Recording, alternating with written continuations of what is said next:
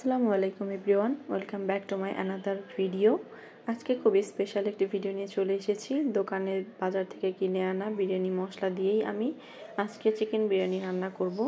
যারা কোনোদিন বিরিয়ানি রান্না করেননি তারা এই রেসিপি ফলো করে তারাও খুব সুন্দরভাবে বিরিয়ানি রান্না করতে পারবেন। তো প্রথমে চুলাতে চলে যাচ্ছি, সয়াবিন তেল গরম করে আমি পেঁয়াজ কুচি দিয়ে দিচ্ছি। পেঁয়াজটা আমি অলমোস্ট বেরেস্তার মতো করে ভেজে নিব। তো একটু অনবরত নাড়াচাড়া করতে হবে, না হলে এক পাশে পুড়ে যাবে। আমি খুব ভালো করে নাড়াচাড়া করে করে বেরেস্তা তৈরি করে নিব। বেরেস্তা তৈরি করতে সবাই জানেন পেঁয়াজটা তেলের মধ্যে ভাজলেই একসময় বেরেস্তা হয়ে যায়।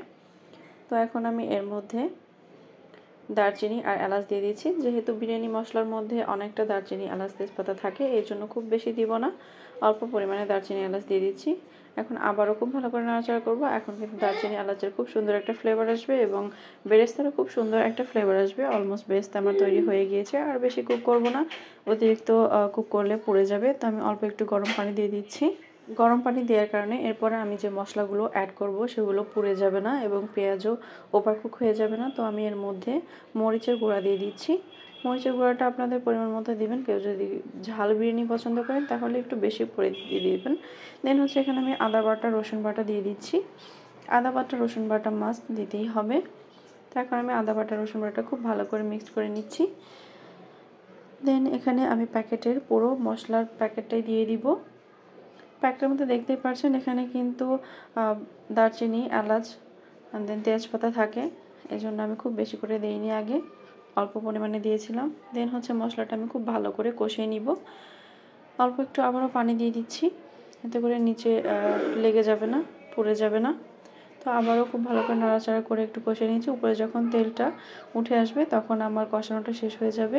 এই পর্যায়ে আমি টক দই দিয়ে দিচ্ছি। আপনাদের হাতের কাছে যদি টক দই না থাকে দেন দুধ আর লেবু দিয়েও দিতে পারেন, তবে টক দইটা দিলে টেস্টটা অনেক বেশি ভালো আসে, বিরিয়ানির আসল ফ্লেভারটা পাওয়া যায়। তো আমি আবারও খুব ভালো করে নাড়াচাড়া করে একটু কষিয়ে নিব।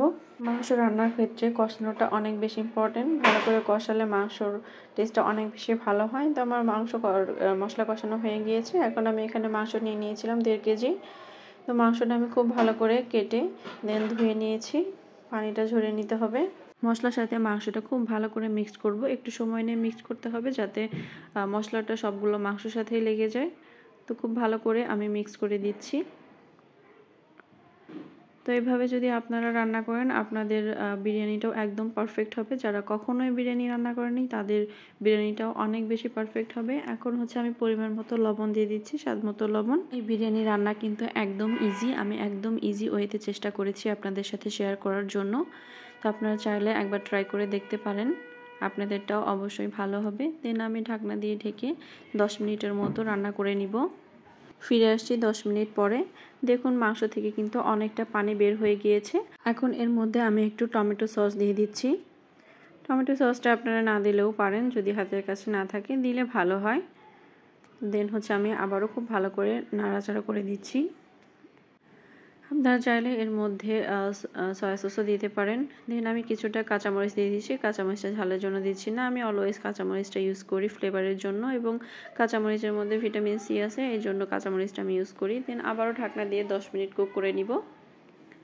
10 মিনিট পরে দেখেন আমার মাংসটা কিন্তু অলমোস্ট রেডি হয়ে গিয়েছে। আমি কিন্তু এক্সট্রা কোনো পানি ইউজ করিনি, মাংস থেকে যে পানিটা উঠেছিল সেটা দিয়ে কুক হয়ে গিয়েছে এবং খুব ভালোভাবে সেদ্ধ হয়ে গিয়েছে।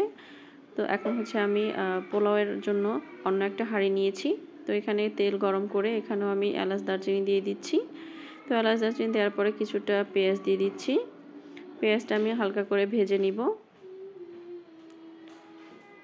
যেহেতু মাংসের মধ্যে অনেকটা মশলা এবং লবণ থাকে, তো ওইভাবেই আমাকে এখানে রান্না করতে হবে। লবণের পরিমাণটা দুইটা মিলেই ব্যালেন্স করতে হবে। তো আমি খুব ভালো করে একটু নাড়াচাড়া করে দিয়েছি। এখন আগে থেকে আমি পোলাওয়ের চাল খুব ভালো করে ধুয়ে দেন পানিটা ঝরিয়ে রেখেছিলাম, সেটা দিয়ে দিচ্ছি। এখন আমি খুব ভালো করে একটু নাড়াচাড়া করে ফ্রাই করে নিব। এর মধ্যে একটু আদা বাটা রসুন বাটা দিয়ে দিচ্ছি, কয়েকটা কাঁচামরিচও দিয়ে দিলাম। দেন খুব ভালো করে মিক্সড করে নিব, নাড়াচাড়া করে নিব। তো চালের পানিটা কিন্তু ডিপেন্ড করে চালের উপর, আপনি যতটুকু চাল দিয়েছেন ঠিক তার ডাবল পরিমাণ পানি দিলে কিন্তু একদম ঝরঝরে হবে। পোলাও বা বিরিয়ানি যেটাই বলেন একদম ঝরঝরে হবে, পানির পরিমাণটা ঠিক রাখতে হবে। তো আমার চালটা ভাজা হয়ে গিয়েছে। এখন আমি ফুটন্ত গরম পানি দিয়ে দিয়েছি। এখানে কিন্তু আপনারা ফুটন্ত গরম পানি ইউজ করবেন, ঠান্ডা পানি ইউজ করলে অনেক সময় বয়েল হতে সময় লাগে এবং চালটা ওভারকুক হয়ে যায়। দেন আমি এখানে কিছুটা গুঁড়া দুধ দিয়ে দিচ্ছি। গুঁড়া দুধটা দিলে ফ্লেভার এবং কালারটা অনেক বেশি সুন্দর আসে, খেতেও মজা লাগে। তো গুঁড়ো দুধ দেওয়ার পর সাথে সাথে একটু নাড়াচাড়া করে মিক্স করে নিতে হবে, না হলে গুঁড়ো দুধটা দলা পাকিয়ে যাবে। আমি নাড়াচাড়া করে মিক্স করে নিয়েছি। এখন আমি পরিমাণ মতো লবণ দিয়ে দিয়েছি। যেহেতু মাংসের মধ্যে লবণ আছে এই জন্য আমি অল্প একটু লবণ দিয়ে দিয়েছি, খুব বেশি দেইনি। বেশি দিলে অনেক বেশি লবণ হয়ে যাবে, যেহেতু মাংসটাও এখানে মিক্স করে দিব। তো যখন পানিটা অনেকটাই কমে আসবে তখন আমি মাংসটা পুরোটা দিয়ে খুব ভালো করে নাড়াচাড়া করে দিব, মিক্সড করে। দেন আমি ঢাকনা দিয়ে ঢেকে রেখে দিব। দেখুন পানি কিন্তু অনেকটাই শুকিয়ে গিয়েছে, এই পর্যায়েই মাংসটা দিতে হবে। তো এই পর্যায়ে আমি অল্প একটু কেওড়া জল দিয়ে দিচ্ছি। কেওড়া জলটা দিলে ফ্লেভারটা অনেক বেশি সুন্দর আসে, সুন্দর একটা সেন্ট বের হয় বিরিয়ানি থেকে। দেন আমি আগে থেকে বেরেস্তা তৈরি করে রেখেছিলাম, সেই বেরেস্তাটা দিয়ে দিচ্ছি। বেরেস্তাটা দিলে অনেক বেশি টেস্ট বেড়ে যায়। ঘি তো মাস্ট থাকবেই, পোলাও বিরিয়ানিতে আপনারা সবাই জানেন আমি ঘি ইউজ করি, তো ঘি দিয়ে দিলাম। এখন আমি ঢাকনা দিয়ে চুলার হিটটা একদম লো করে 15 মিনিটের মতো রান্না করে নিব। ফিরে আসছি 15 মিনিট পর। দেখুন আমার বিরিয়ানিটা কিন্তু একদম 100% হয়ে গিয়েছে, একদম ঝরঝরে, দেখেই বোঝা যাচ্ছে কতটা মজা হয়েছে। এখন কিন্তু যতটা মাংস সেদ্ধ হয়েছিল এই দমে রাখার জন্য মাংসটা আরও বেশি সফট হয়ে গিয়েছে এবং খেতেও অনেক বেশি মজা লাগবে।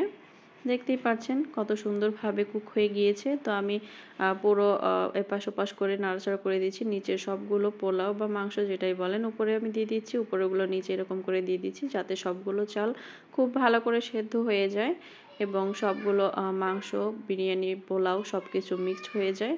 তো আবার আমি খুব ভালো করে উপরটা এরকম সমান করে দিয়ে আবারও ঢেকে রেখে দিব 10 মিনিটের জন্য। তো এখন চুলাটা একদম অফ করে দিয়েছি। আমার রান্না কিন্তু একদমই হয়ে গিয়েছে। এরকম করে বিরিয়ানি রান্না করলে কিন্তু অসাধারণ টেস্ট হয়। যে কোনো প্রোগ্রাম বা মেহমান আসলেও কিন্তু আপনারা এভাবে সার্ভ করতে পারেন।